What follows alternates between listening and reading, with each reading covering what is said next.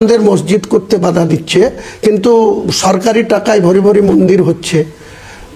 1100 কোটি টাকা দামের জায়গা নিউ টাউনে রাজারহাটে মুখ্যমন্ত্রী আবার একটা মন্দির বানানোর জন্য দিয়ে দিয়েছে। এই ক্ষমতা কতদিন থাকে, আমি বেঁচে থাকলে এটা দেখবো, তারপরে আমার ক্ষান্ত। আপনি বিজেপি রাজ শক্ত করছেন, তাই এই বেশ করেছি, ক্ষমতা থাকে তো রুখে নেবে, বেশ করেছি। আগামী দিনে এই RSS মার্কা মুখ্যমন্ত্রীর থেকে ডাইরেক্ট বিজেপির কেউ মুখ্যমন্ত্রী হোক, আমি ওয়েলকাম জানাবো। আপনি সরাসরি বলছেন যে একদম RSS মার্কা মুখ্যমন্ত্রী যদি আমার বিরুদ্ধে সব প্রমাণ করতে চাই, আমিও প্রমাণ করে দেব তিনি মন্দির নিয়ে আছে, তিনি মন্দিরের পুজো করার জন্য 1,10,000 করে অনুদান দিচ্ছেন, তিনি কার্নিভাল করছেন, তিনি সব কিছু করছেন। তা আগামী দিনে মানুষের টাকা নিয়ে তিনি আবার পুজো করে জগন্নাথ মন্দির করে মুসলমানদের ইমান নষ্ট করার জন্য প্রসাদ বাড়ি বাড়ি বিলি করছেন। এটা কতদিন থাকে সেটা দেখবো আমি। আপনি যে নতুন দল করবেন, তারপরে আপনি কি নির্বাচনে লড়বেন? নিশ্চয়ই লড়বো, 135টা সিটে লড়বো, 294 এর মধ্যে 135টা সিটে লড়বো।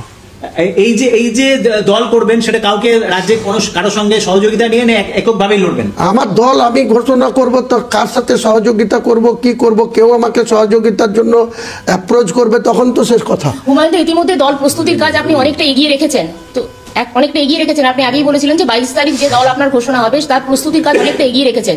তো মোটামুটি ভাবে কি ঠিক করে রেখেছেন যে মূল আপনার কারা কারা থাকবে এই দলে, নতুন দলে, এবং দলের স্ট্র্যাটেজি কি হবে, মানে দলের অভিমুখ কি হবে, মূল স্লোগান কি হবে? এই দলের স্লোগান একটাই, মুর্শিদাবাদ সহ বাংলার উন্নয়নের নামে যে তোলাবাজি চলছে, কিছু মানুষের করে কমে খাওয়া চলছে, তাদের বিরোধিতা করা, এবং ধর্মনিরপেক্ষ একটি দল হবে, যে দলের নামকরণ হয়ে আছে, সেই দলের লোগো হয়ে আছে, সব কিছু হয়ে আছে, আপনারা দেখতে পাবেন।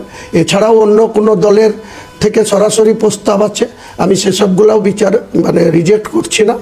আমি সেগুলো, যেহেতু আজকে যারা অভিযোগ করছে বিজেপির জন্য, আমার কাছে সরাসরি মহারাষ্ট্রের কোনো একটা দলের, যিনি মহারাষ্ট্র সরকারের ডেপুটি CM আছে এবং সে রাজ্যসভার মেম্বার প্রফুল্ল পটেল, তারা আমাকে সরাসরি বলেছে যদি আপনি আমাদের দলের রাজ্যের দায়িত্ব নিয়ে আমাদের প্রতীকে লড়াই করেন, কারণ মহারাষ্ট্রে যে সরকার আছে তাদের 43 জন মেম্বার আছে, 4 জন সাংসদ আছে, তাদের মন্ত্রী আছে, তাদের ডেপুটি CM আছে।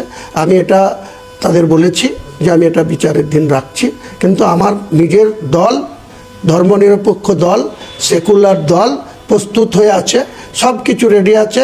31 ম্যান 31 জনের স্টেট কমিটি রেডি আছে, আমি 22 তারিখে মানুষের সামনে আনব। মূল প্রতিপক্ষকে তৃণমূল কংগ্রেস, তাহলে তৃণমূল বিজেপি দুটোই।